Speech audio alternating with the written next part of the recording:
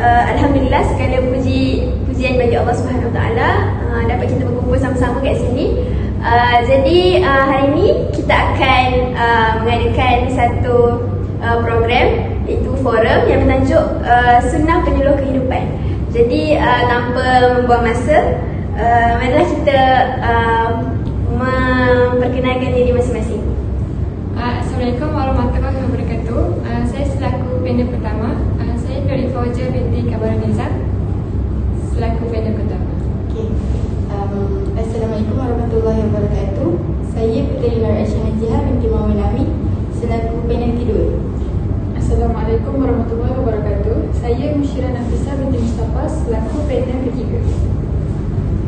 Okey, jadi kita dah dengar dah panelis-panelis kita punya dah memperkenalkan diri masing-masing. Jadi saya akan beritahu serba sedikitlah kita punya forum ni tentang apa. Jadi forum ni membincangkan peranan sunnah dalam kehidupan harian kita, dalam dakwah dan juga dalam kepimpinan negara. Jadi tanpa melengahkan masa, marilah kita ke topik yang pertama, iaitu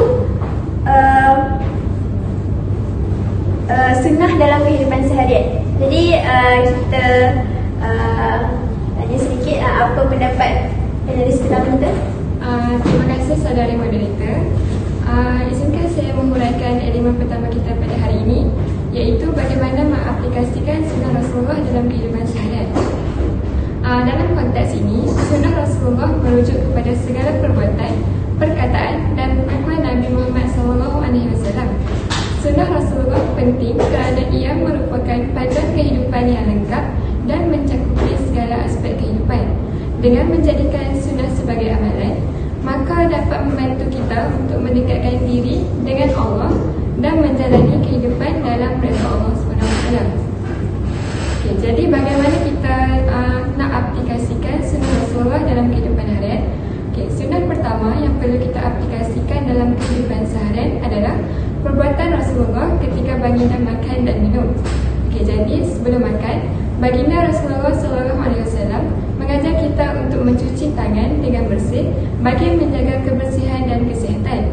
Seterusnya, baginda mengajak kita untuk mengucapkan kalimah Bismillah sebelum mula makan atau mula minum. Jika kita terlupa, kita perlu ucapkan lafaz Bismillah awwalahu wa akhirahu. Okay, selain itu, Rasulullah menggalakkan umatnya untuk makan dan minum dengan menggunakan tangan kanan. Kita juga diajar untuk makan dalam jumlah yang sederhana, tidak berlebihan dan berhenti sebelum kenyang. Okay, baginda bersabda, sepertiga untuk makanan, sepertiga untuk air dan sepertiga lagi untuk nafas. Okay. Rasulullah juga mengajar kita untuk tidak mencela makanan kerana baginda sendiri tidak pernah mencela makanan. Jika baginda menyukai makanan itu, baginda akan memakannya. Namun jika baginda tidak menyukai makanan itu, baginda akan berhenti daripada terus memakan tanpa mengkritik makanan tersebut.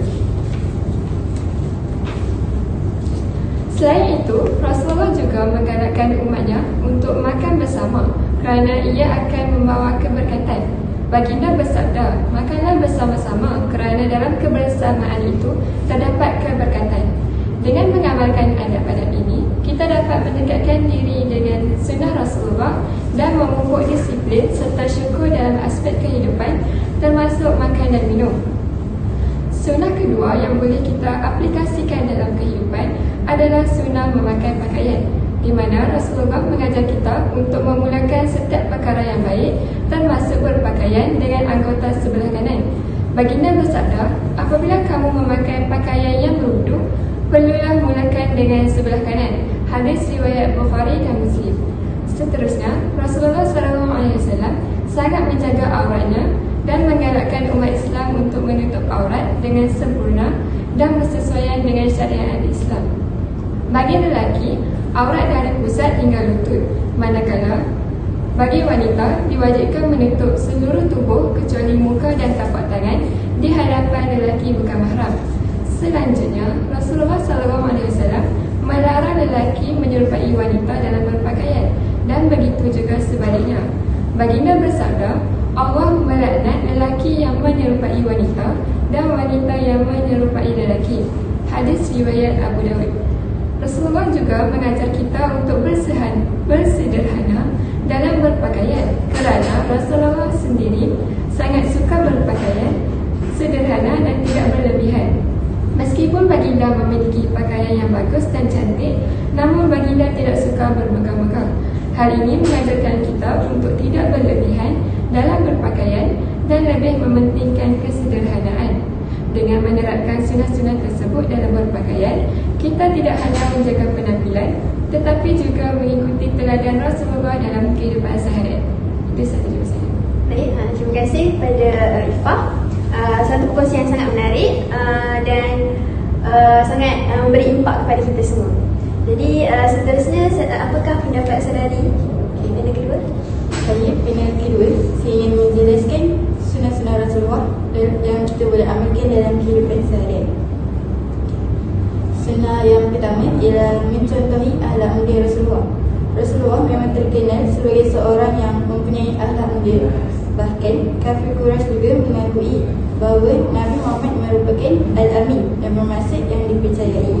Terdapat satu kisah yang menunjukkan betapa mulianya akhlak Rasulullah. Di pasar Madinah terdapat seorang Yahudi miskin dan buta. Lelaki ini sentiasa mengingatkan orang yang lalu hampir dengannya dengan berkata kepada mereka, Muhammad adalah seorang pendusta dan penyihir. Dia juga berkata, wahai saudaraku, dengan dekati Muhammad, dia itu orang gila dan penipu. Di samping itu juga, dia sering mengejek dan menghina Nabi SAW. Disebabkan itu, Rasulullah SAW sering menziarahinya pada setiap pagi untuk memberi makan kepada lelaki tersebut tanpa Rasulullah SAW berkata sesuatu atau memberitahu siapa dirinya. Nabi SAW melazimi hal tersebut sehinggalah baginda SAW wafat. Lalu tiada lagi memberi makan kepada lelaki tersebut. Pada suatu hari, Abu Bakar radhiyallahu anhu bertanya kepada Aisyah radhiyallahu anhu, adakah terdapat sunnah daripada sunnah-sunnah yang dilakukan oleh Rasulullah SAW yang tidak aku lakukan? Aisyah radhiyallahu anhu menjawab, sesungguhnya engkau telah mengikuti kesemua sunnahnya, melainkan satu perkara. Lalu Aisyah radhiyallahu anhu menceritakan bahawa Rasulullah sentiasa memberi makan kepada seorang Yahudi yang buta pada setiap pagi. Setelah itu, Abu Bakar radhiyallahu anhu terus mengambil makanan dan pergi ke rumah lelaki tersebut untuk memberinya makan. Tetapi Yahudi tersebut menyadari bahawa orang yang memberinya makan ini bukanlah orang yang sama seperti sebelum ini. Lalu Abu Bakar mengatakan bahawa beliau adalah sahabat orang yang selalu memberinya makan, orang yang selalu dia berkata bahawa orang mulia yang selalu memberimu makan ialah Nabi Muhammad SAW dan dia telah meninggal dunia. Apabila mendengar sahaja penjelasan daripada Abu Bakar radhiyallahu anhu, Yahudi itu menangis dan menyesal dengan perbuatannya yang sering menyakiti Nabi SAW dengan kata-katanya. Akhirnya Yahudi tersebut masuk Islam akibat daripada perbuatan Nabi SAW itu. Daripada kisah ini, kita dapat simpulkan bahawa Rasulullah mempunyai sifat sabar dan mudah untuk memaafkan orang lain. Sifat-sifat ini amat sukar ditemukan dalam seseorang manusia. Oleh itu, kita sebagai umat Islam atau umat Nabi Muhammad haruslah mencontohi akhlak mulia Rasulullah agar Islam dipandang tinggi dan disegani oleh agama lain. Rasulullah SAW menekankan kepentingan menjaga kebersihan dalam kehidupan seharian. Dan baginda sendiri adalah teladan terbaik dalam hal ini. Yang pertama, kesihatan tubuh badan, kebersihan tubuh badan. Rasulullah SAW sangat menekankan kebersihan tubuh badan. Baginda berpesan kepada umatnya untuk kerap mandi, terutama pada hari Jumaat sebelum menunaikan solat Jumaat. Baginda bersabda, sesiapa yang mandi pada hari Jumaat dan bersuci dengan sebaik-baiknya, kemudian memakai wangi-wangian dan pergi ke masjid tanpa melangkahi bahu orang lain, lalu solat sebanyak yang ditetapkan, kemudian diam apabila imam keluar, maka akan diampuni dosanya antara Jumaat itu dan Jumaat berikutnya. Hadis riwayat Bukhari. Yang kedua, kebersihan mulut dan gigi. Rasulullah SAW sangat mengutamakan kebersihan mulut dan gigi. Baginda sering menggunakan siwak, iaitu kayu sugi, untuk membersihkan gigi dan mulutnya. Baginda bersabda, "Jika tidak memberatkan umatku, niscaya aku akan perintahkan mereka bersiwak setiap kali hendak solat." Hadis riwayat Bukhari dan Muslim. Yang terakhir, kebersihan tempat tinggal. Rasulullah SAW menggalakkan umatnya untuk menjaga kebersihan tempat tinggal mereka. Baginda bersabda, "Sesungguhnya Allah itu baik dan menyukai kebaikan." Sesungguhnya Allah itu baik dan menyukai kebaikan, bersih dan menyukai kebersihan, mulia dan menyukai kemuliaan, dermawan dan menyukai kemurahan hati. Maka bersihkanlah tempat-tempatmu. Hadis riwayat Tirmizi. Itu sahaja dari saya. Terima kasih Naziha. Perkongsian yang menarik. Melalui kisah tadi kita dapat lihat bagaimana Nabi dapat bagaimana Nabi boleh mempengaruhi seseorang itu untuk masuk ke dalam untuk masuk Islam walaupun baginda telah wafat. Jadi sunnah Rasulullah sangat penting. Jadi seterusnya panel ketiga. Terima kasih kepada saudari moderator. Alhamdulillah, kita bersyukur kerana diberikan kesempatan untuk bersama-sama membincangkan amalan-amalan yang boleh kita lakukan setiap hari untuk menguatkan iman dan mendekatkan diri kepada Allah SWT. Amalan hari ini bukan sahaja mudah dilakukan, tetapi juga mempunyai ganjaran besar di sisi Allah. Semoga perkongsian pada hari ini memberi manfaat dan meningkatkan kecintaan kita kepada Allah SWT. Isi saya yang utama, salah satu amalan yang dianjurkan oleh Nabi Muhammad SAW ialah berzikir. Berzikir merupakan ibadah yang mudah tetapi mempunyai kesan yang mendalam terhadap kita dan jiwa kita. Rasulullah SAW tidak pernah berhenti memuji nama-nama Allah SWT yang indah, tidak mengira waktu atau keadaan. Selain menggunakan lidah, berzikir juga boleh dilakukan melalui hati, sama ada ketika kita sedang berdiri, duduk atau berbaring. Amalan ini mengingatkan kita kepada kebesaran Allah SWT dan memberikan ketenangan seperti yang disebut dalam surah Ar-Ra'd ayat 28. Ingatlah, hanya dengan mengingati Allah, hati akan menjadi tenteram. Seterusnya, sedekah paling mudah iaitu senyuman. Senyuman juga merupakan salah satu sunnah Rasulullah SAW yang dilakukan sepanjang hari beliau. Senyuman juga adalah salah satu bentuk sedekah yang sangat mudah dilakukan. Rasulullah SAW merupakan contoh terbaik dalam hal ini kerana baginda SAW sentiasa murah dengan senyuman. Abdullah bin Harith radhiyallahu anhu pernah berkata, "Aku tidak pernah melihat seseorang yang lebih banyak tersenyum daripada Rasulullah SAW." Hadis riwayat At-Tirmizi. Dari sini kita dapat lihat Rasulullah SAW ni terkenal dengan dia punya senyuman yang murah. Dia baginda tak pernah tak senyum dekat siapa-siapa je. Kalau baginda jumpa dengan siapa-siapa yang terselisih, dia akan melimpahkan senyuman dia sebab dia tahu satu senyuman tu merupakan sedekah. Senyuman kita bukan sahaja boleh membahagiakan diri sendiri, tetapi juga memberi kegembiraan kepada orang di sekeliling kita.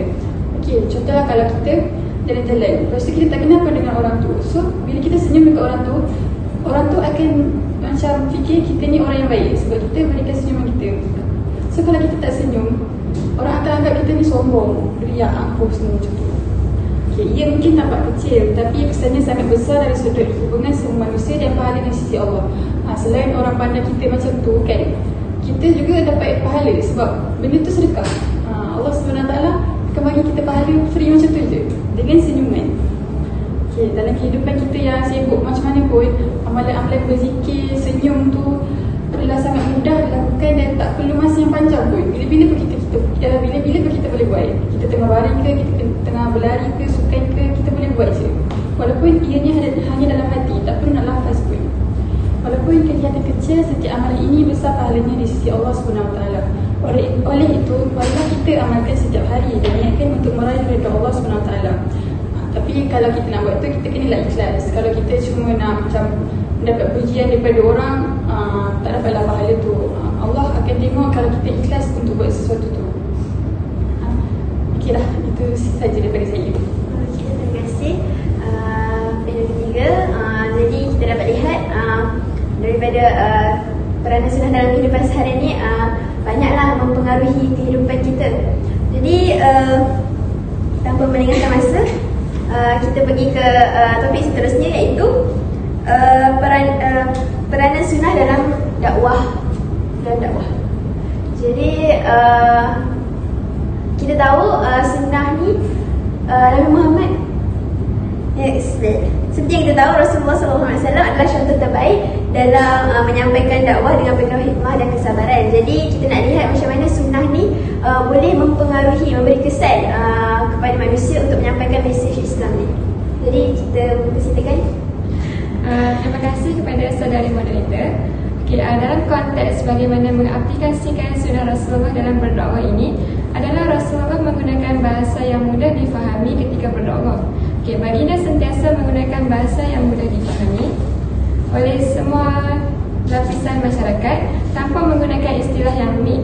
Tujuan baginda menyampaikan dakwah dalam bentuk yang mudah ini adalah supaya semua orang dapat memahaminya. Baginda bersabda, "Aku diutuskan dengan perkataan yang ringkas tetapi penuh dengan makna." Hadis riwayat Bukhari dan Muslim. Rasulullah juga menggunakan perumpamaan untuk menjelaskan konsep yang sukar agar mudah difahami. Hal ini kerana perumpamaan membantu penerima dakwah memahami sesuatu dengan menghubungkannya dengan sesuatu situasi. Selanjutnya, baginda sentiasa menyesuaikan gaya bahasanya berdasarkan latar belakang dan taraf pemahaman pendengar. Baginda tidak berbicara dengan bahasa yang tinggi kepada orang awam, tetapi menggunakan bahasa yang bersederhana, yang bersesuaian dengan kemampuan mereka untuk memahaminya. Baginda bersabda, "Berbicaralah kepada manusia sesuai dengan tingkat pemahaman mereka." Hadis riwayat Bukhari. Rasulullah juga sering mengulang perkataan penting atau mesej yang ingin ditekankan supaya pendengar benar-benar memahaminya. Ulangan ini dapat membantu mengukuhkan mesej dalam minda mereka. Anas bin Malik meriwayatkan bahawa Rasulullah SAW apabila berbicara, baginda mengulanginya sebanyak 3 kali supaya mudah difahami oleh pendengar. Hadis riwayat At-Tirmizi. Dalam konteks berdakwah ini juga, kita perlu mengaplikasikan sifat sabar dan tabah Rasulullah SAW. Rasulullah menunjukkan kesabaran yang tinggi dalam menghadapi penentangan dan cabaran. Baginda tidak cepat marah atau putus asa apabila dakwahnya ditolak. Kesabaran ini menjadi kunci dalam menyebarkan ajaran Islam dalam kalangan masyarakat yang suka menerima pada awalnya. Buktinya, baginda pernah dilempari batu semasa di Taif, tetapi baginda tetap berdoa agar Allah memberikan hidayah kepada mereka. Selain itu, Rasulullah tidak tergesa dalam menginginkan perubahan daripada orang lain. Baginda sangat memahami bahawa perubahan memerlukan waktu dan kesabaran. Berarti kita perlu bersabar dalam mengajak orang menuju kebaikan dan jangan cepat putus asa jika perubahan belum terlihat. Dengan mengikuti sunnah ini, maka kita tidak hanya menjalankan tugas berdakwah, tetapi juga mencontohi keteladanan Rasulullah dalam kesabaran, ketabahan dan kasih sayang dalam menyebarkan kebaikan kepada sesama manusia. Terima kasih kepada panelis pertama, perkongsian yang sangat menarik dan memberi inspirasi kepada kita semua. Jadi apa pendapat panelis kedua? Saya selaku panel kedua ingin menyatakan sunnah Rasulullah dalam peranan dakwah.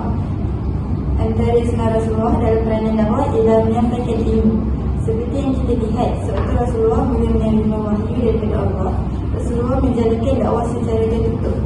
Setelah bilangan umat Islam bertambah, Rasulullah SAW menggunakan Umar Al-Arkam bin Abi Al-Arkam sebagai pusat pertemuan rahsia. Di rumah ini, baginda mengajarkan ajaran Islam dan membaca ayat Al-Quran. Menyampaikan ilmu dalam dakwah adalah sangat penting kerana ilmu adalah asas kepada pemahaman yang benar. Dengan menyampaikan ilmu yang sahih dan jelas, dakwah dapat membantu individu memahami ajaran Islam dengan betul. Tanpa ilmu, seseorang mungkin keliru atau tidak mengamalkan ajaran Islam dengan cara yang betul. Contoh sebagaimana kita lihat sekarang ni, terkenal dengan ajaran sesat seperti Abu Yahya dan sebagainya. Ini disebabkan oleh ilmu yang tidak betul. Sebabkan ilmu yang salah, maka wujudlah ajaran sesat seperti ini. Seterusnya, sunnah Rasulullah yang boleh kita ikuti ialah kebijaksanaan Rasulullah ketika berdakwah. Apa contoh kebijaksanaan Rasulullah ketika berdakwah? Siapa tahu? Saya tak. Contoh kebijaksanaan Rasulullah ketika berdakwah. Adakah panel-panel atau moderator tahu? Wah, soalan kibat. Saya tak berapa tahu. Sama lah saya boleh. Okey, kalau anda semua tak tahu, saya terangkan antara contoh kebijaksanaan Rasulullah. Contohnya seperti perjanjian Hudaybiyah. Okey, pada tahun 6 Hijrah, Rasulullah SAW dan para sahabat berniat untuk menunaikan umrah di Mekah. Namun, kaum Quraisy tidak membenarkan mereka memasuki Mekah dan menimbulkan ketegangan. Akhirnya, kedua pihak bersetuju untuk berbincang dan mencapai perjanjian. Perjanjian Hudaybiyah mengandungi beberapa syarat yang kelihatan tidak adil kepada kaum muslimin. Antaranya, kaum muslimin harus kembali ke Madinah tanpa menunaikan umrah dan hanya boleh kembali pada tahun berikutnya. Selain itu, mana-mana orang Quraisy yang memulai Islam dan pergi ke Madinah mesti dikembalikan ke Mekah. Tetapi jika ada Muslim yang kembali kepada Quraisy, tidak perlu dikembalikan. Okay, para sahabat merasa kecewa dengan syarat-syarat tersebut. Tapi Rasulullah SAW dengan kebijaksanaan dia menerima perjanjian itu. Baginda melihat jauh ke hadapan dan memahami bahawa perjanjian ini sebenarnya membawa manfaat yang besar bagi kaum muslimin. Dan benar, beberapa tahun kemudian perjanjian Hudaybiyah terbukti membawa keuntungan besar kepada kaum muslimin. Banyak orang Quraisy mula menerima Islam dan akhirnya Rasulullah dan para sahabat dapat memasuki Mekah dan menunaikan umrah. Peristiwa Hudaybiyah adalah contoh jelas bagaimana kebijaksanaan Rasulullah SAW dalam berdakwah membawa kepada kemenangan dan keberhasilan yang besar. Okay, sekarang dah tahu? Dah. Okay, itu sahaja dari saya. Terima kasih kepada panelis kedua. Perkongsian yang sangat menarik. Melalui perjanjian Hudaybiyah, kita dapat tahu bagaimana Rasulullah bijaksana dalam menyampaikan dakwah dan dapat menarik kaum Quraisy untuk masuk ke dalam Islam. Jadi sangat bagus. Jadi kita beralih kepada panelis ketiga. Apakah pendapat saudari? Bagi pendapat saya, sunnah Rasulullah SAW bukan sahaja menjadi contoh terbaik dalam ibadah dan akhlak, tetapi juga menjadi panduan dalam berdakwah. Baginda SAW telah menunjukkan kaedah terbaik untuk menyampaikan mesej kepada masyarakat, tidak kira dalam keadaan senang atau susah. Sebagai contoh, ketika Nabi SAW menyampaikan dakwah di Mekah, baginda menghadapi banyak tantangan. Namun, pendekatan baginda yang penuh hikmah, kesabaran dan kelembutan dalam berdakwah berjaya menarik ramai orang kepada Islam. Dalam surah An-Nahl ayat 125, Allah SWT berfirman, "Serulah manusia kepada jalan Tuhanmu dengan hikmah dan nasihat yang baik, dan berbahaslah dengan mereka dengan cara yang lebih baik."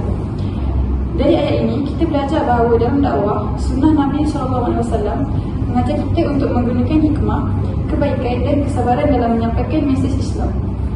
Pendekatan yang berhikmah ini adalah ciri dakwah yang berkesan seperti yang dibuktikan oleh kejayaan Rasulullah SAW dalam menyebarkan Islam. Okay, kalau kita nak menyebarkan Islam tapi kita menyebarkan itu dalam imej yang kasar, yang mendesak-desak orang takkan nak masuk ke dalam Islam. So kita kena dengan kesabaran, dengan lemah lembut supaya dia akan lebih memahami dan nak memahami lagi. Okay, yang kedua, sunnah juga berperanan besar dalam bentuk akhlak dan kepimpinan individu. Rasulullah SAW merupakan model kepimpinan yang luar biasa. Baginda terkenal dengan sifat amanah, sidik iaitu benar, fatanah iaitu bijaksana, dan tabligh iaitu menyampaikan. Dalam dakwah, kepimpinan yang ditunjukkan oleh Rasulullah SAW melalui sunnahnya memainkan peranan penting dalam menarik hati manusia kepada kebenaran. Contohnya, peristiwa Fatu Mekah menunjukkan sebagaimana Nabi SAW sebagai seorang pemimpin memberi contoh pengampunan dan belas kasihan kepada mereka yang pernah memusuhi baginda. Ini menunjukkan bahawa dalam dakwah, akhlak mulia seperti pemaaf dan kasih sayang adalah elemen penting yang perlu diterapkan oleh setiap pendakwah. Sunnah bukan sahaja mempengaruhi individu, tetapi juga memainkan peranan dalam pembentukan masyarakat Islam yang adil dan harmoni. Baginda SAW menunjukkan bagaimana membina masyarakat yang berasaskan keadilan, kerjasama dan persaudaraan. Contohnya, dalam Piagam Madinah, Rasulullah SAW menggabungkan berbagai kabilah dan golongan masyarakat yang berbeza latar belakang untuk hidup dalam satu masyarakat yang bersatu padu. Sunnah ini menjadi contoh utama dalam membina masyarakat yang seimbang, menghormati hak individu dan menggalakkan keharmonian. Ini jelas menunjukkan bahawa sunnah bukan sahaja sekadar ritual keagamaan, tetapi ia memberi panduan menyeluruh dalam pembentukan masyarakat yang kukuh dari aspek sosial, ekonomi dan politik.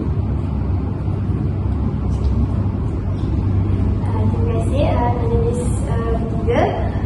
Perkongsian yang menarik dan saya tertarik dengan kata-kata saudari di mana umat Islam ni perlulah menembus sopan santun untuk menunjukkan lagi keindahan Islam tu macam mana, akhlak umat Islam tu macam mana, barulah orang lain tertarik untuk masuk ke dalam Islam.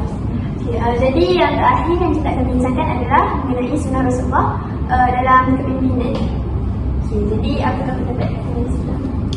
Baiklah, dari segi sunnah Rasulullah dalam kepimpinan negara juga, kita perlu mencontohi sunnah Rasulullah yang bersifat adil untuk semua golongan. Rasulullah menegakkan keadilan untuk semua orang tanpa diskriminasi berdasarkan status sosial, etnis dan agama. Hal ini penting dalam pemerintahan untuk memastikan bahawa semua warga negara diperlakukan secara adil. Contohnya, Rasulullah pernah bersabda bahawa jika Fatimah binti Muhammad yang mencuri, aku sendiri yang akan memotong tangannya.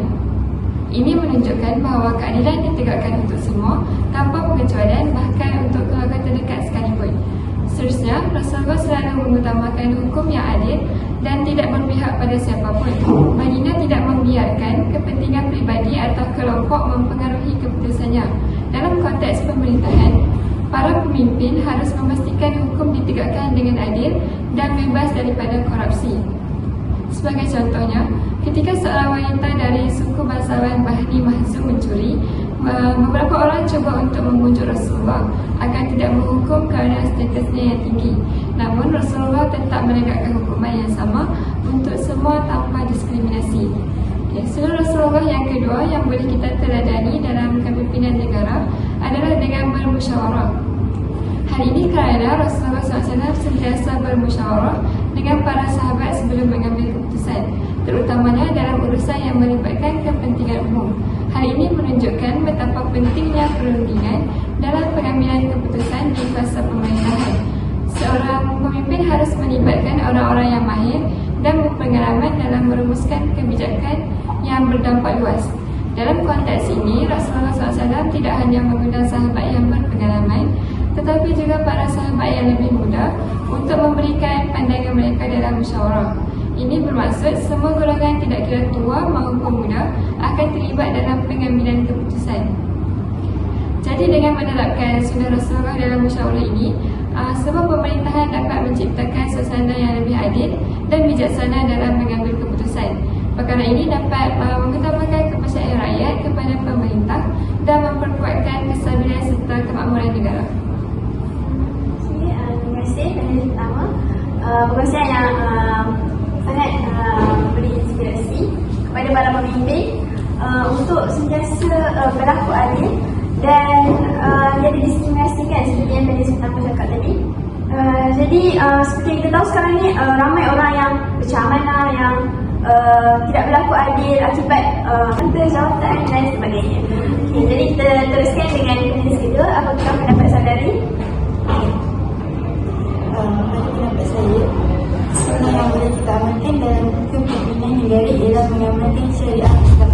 Rasulullah SAW melaksanakan hukum syariah yang meliputi semua aspek kehidupan, termasuk undang-undang jenayah, perkahwinan, muamalah, urusan, iaitu urusan pendidikan dan ibadah. Hukum syariah berfungsi untuk menjaga 5 prinsip asas maqasid syariah, iaitu agama, nyawa, akal, keturunan dan harta benda. Contohnya macam solat. Kalau solat, fungsi dia untuk menjaga maqasid syariah yang mana? Antara agama, nyawa, akal, keturunan dan harta. Yang mana? Akal. Solat. Kurang tepat. Kedua yang tepat. Nyawa. Kedua yang tepat. Akal. Okey, jawapannya adalah untuk menjaga agama. Okay. Wow. Kalau macam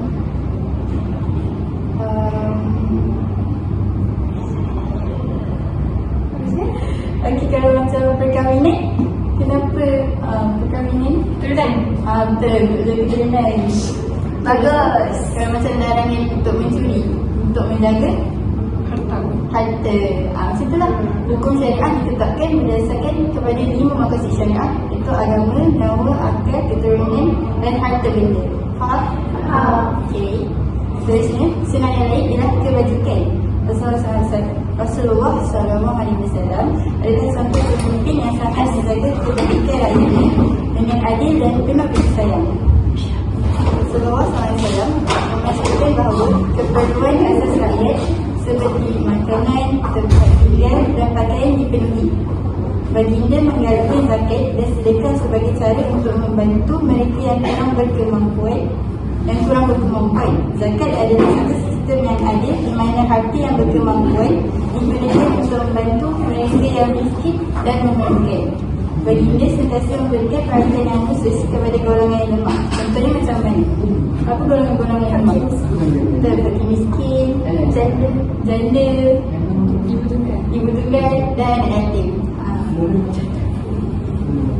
Baginda memastikan mereka mendapat perlindungan dan bantuan yang sewajarnya. Baginda juga menggalakkan umat Islam untuk menjaga dan melindungi golongan ini. Rasulullah SAW sendiri menjadi teladan terbaik dalam menjaga kebajikan rakyat. Baginda hidup dengan sederhana dan sentiasa bersama rakyatnya, memahami masalah dan keperluan mereka secara langsung.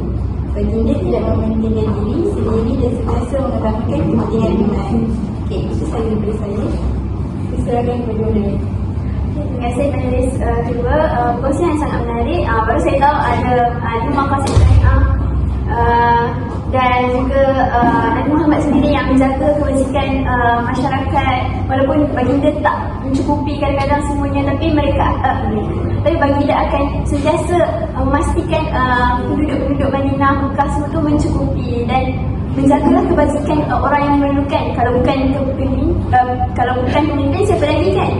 Okay. Jadi kita teruskan dengan kongsian yang terakhir oleh panelis ketiga. Pada pendapat saya,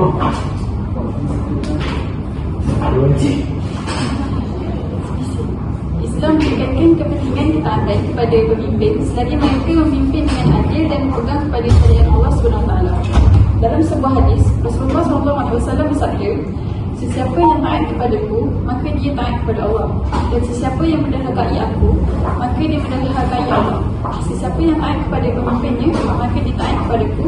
Dan sesiapa yang menderhaka pemimpinnya, maka dia menderhakai aku. Hadis riwayat Muslim. Ketaatan kepada pemimpin adalah elemen penting dalam memastikan kestabilan negara. Sunnah mengajar kita bahawa pemimpin yang memerintah dengan adil dan bertanggungjawab harus dihormati dan disokong. Ini untuk menjamin kebajikan dan mengelakkan perpecahan dalam masyarakat. Sebagai rakyat, tanggungjawab kita adalah untuk menyokong kepimpinan yang menjaga kedaulatan negara serta memberi nasihat secara bijaksana dan berkhidmat jika berlaku sebarang kelemahan. Selain itu, Rasulullah SAW juga telah menunjukkan betapa pentingnya perpaduan di kalangan umat. Sunnah mengajar kita untuk memelihara ukhuwah dan mengelakkan perpecahan.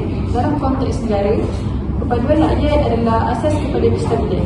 Jadi kalau rakyat pun bercakap-cakap, jadi negara kita pun tak stabil lah sebab rakyat bercakap-cakap kan. Rasulullah SAW bersabda, tidak beriman seseorang di antara kamu sehingga dia mencintai saudaranya seperti dia mencintai dirinya sendiri. Hadis riwayat Bukhari dan Muslim. Apabila rakyat bersatu dan saling mencintai, ia akan mewujudkan suasana keharmonian yang menyumbang kepada kestabilan negara. Jadi, kita ni sebagai rakyat, kita kena selalu bertolak ansur, selalu bekerjasama untuk menjaga kestabilan negara. Okay, so kalau kita tak jaga kestabilan negara, siapa lagi nak jaga kestabilan negara kan? So as a rakyat dalam negara kita sendiri, kita kena mengamalkan sunnah yang boleh menjaga kestabilan negara ni. Kita harus menjauhi sifat-sifat yang boleh menimbulkan kebencian dan perpecahan seperti fitnah, hasad dengki dan perkauman. Macam zaman sekarang kan, fitnah, hasad dengki tu semua dah jadi kebiasaan. Jadi kita sebagai rakyat kena sedaya upaya elak benda ni jadi. Kalau benda ni selalu jadi, generasi-generasi yang akan lahir pada zaman akan datang akan kestabilan negara ni akan hancur lah sebab bertimbulnya hasad dengki, fitnah itu, fitnah ini. Amalan saling membantu juga adalah antara sunnah yang dapat menjaga kestabilan dan kedaulatan negara. Seperti yang saya cakap tadi lah, kalau kita sama-sama membantu kestabilan negara kita akan stabil. Selain daripada itu, Rasulullah SAW juga adalah contoh terbaik dalam mengamalkan keadilan dan kepimpinan. Baginda sentiasa memastikan setiap individu tanpa mengira kedudukan atau pangkat diberikan hak dan layanan yang adil. Dalam satu hadis, Rasulullah SAW bersabda, sesungguhnya orang-orang sebelum kamu binasa kerana apabila seseorang yang mulia di kalangan mereka mencuri, mereka membiarkannya, tetapi apabila orang lemah mencuri, mereka menghukumnya. Demi Allah, sekiranya Fatimah binti Muhammad mencuri, mesti aku akan memotong tangannya. Hadis riwayat Bukhari dan Muslim. Maksudnya kat sini, Nabi Muhammad dia tak akan bela siapa-siapa. Even anak dia sendiri pun yang buat salah, yang buat dosa, dia akan still juga hukum. Sebab dia takkan berat sebelah, dia akan bagikan semua sama rata je. Negara yang memelihara keadilan akan dihormati oleh rakyatnya. Keadilan dan ketulusan dalam pemerintahan adalah faktor penting dalam memastikan kedaulatan negara terpelihara. Kerana rakyat akan mempercayai kepimpinan yang jujur dan amanah. Okey, sekian itu perkongsian yang menarik daripada Musyirah, di mana pemimpin itu memegang tanggungjawab yang besar, dan Musyirah juga tak menitik beratkan hanya untuk pemimpin tapi untuk rakyat juga. Bagaimana rakyat harus menjaga negara itu dengan baik. Dan saya ada teringat satu hadis ni, kullukum ra'in wa kullukum mas'ulun an ra'iyatihi. Setiap daripada kamu adalah pemimpin dan setiap orang akan dipertanggungjawabkan atas kepemimpinannya. Jadi bukan hanya pemimpin sahaja yang diutamakan, tapi juga rakyat. Kita sebagai rakyat untuk menjaga negara kita bersama-sama tanpa diskriminasi. Jadi itu sahaja daripada forum kita hari ini. Saya harap apa yang panel-panel kita sampaikan dapat menjadi pedoman dan inspirasi kepada penonton-penonton. Itu sahaja. Wabillahi taufiq wal hidayah. Wassalamualaikum warahmatullahi wabarakatuh.